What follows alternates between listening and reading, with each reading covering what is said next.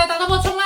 阿助哥又姜啊，少少着數都要攞，我真係諗唔明啊！我以後一定唔會好似你咁啊！公司遲遲冇人點數噶啦，唔攞咪嘥晒，資金錢都慳翻啊！湊到2格先。喂，你啲面料都好一般啫嘛，賣咁貴，你當我水魚啊？你平一半。唔好再講價啦，好多人睇住啊，我覺得好失禮啊！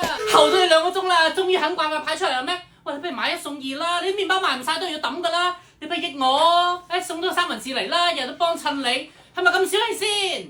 日前錢啊，點解係都要嚟呢間銀行啫？攰死人啦！呢間銀行利息高好多嘅，唔通送錢俾你都唔要咩？我先唔要啊！冇啦，銀行嘅利率又下調啦！哎呀，1餘等於10全啦！呢啲咁嘅利息，我仲不如放喺餘額寶。我一早就對比過啦，同其他貨幣基金相比啊，都係餘額寶有着數啊！講你又唔聽。